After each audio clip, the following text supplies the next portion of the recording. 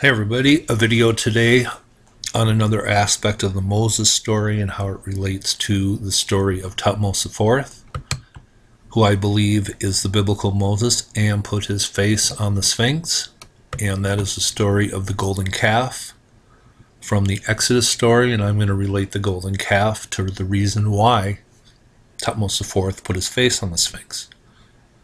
Now, why is the story of the golden calf in the Bible?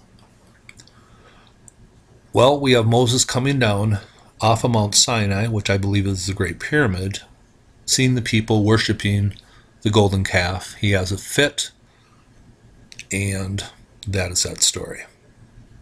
So why is that in the Bible? Well, around the time of Thutmose IV, something was going on in Egypt.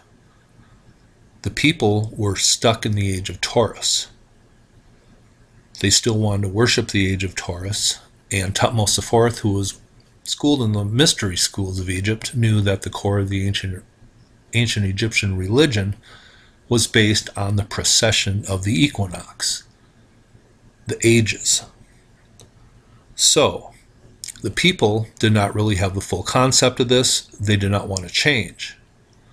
So Thutmose IV did away with the worship of animals and put the process in to start the worship of Aten.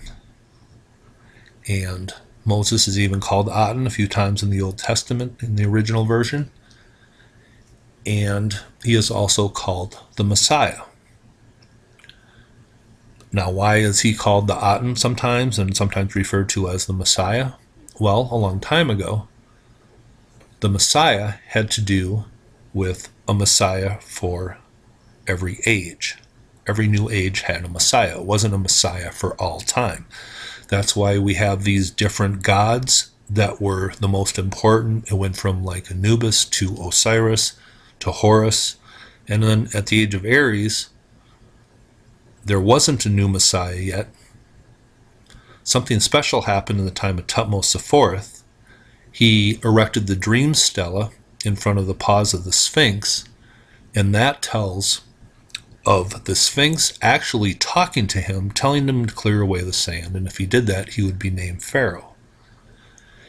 And he did this, and I believe he could have maybe recovered some ancient records, maybe the tablets of Thoth that were said to be in ancient Egyptian texts, said to be written by the finger of Thoth himself. Now, is that where the biblical story of Moses finding or getting the tablets of God written by the finger of God himself, is that where that comes from?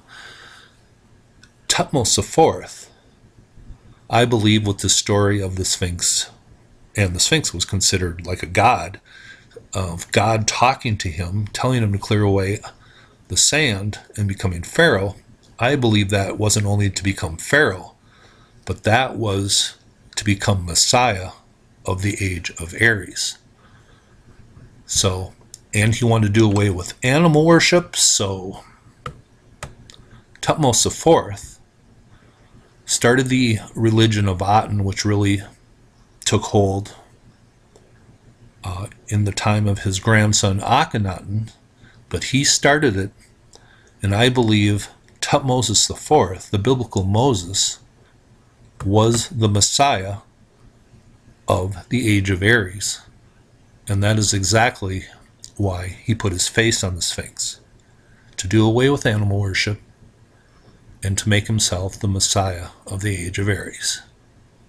It wasn't happening, so he did it, made up the story, or however that happened, that he erected the dream stela, whatever the purpose of that was.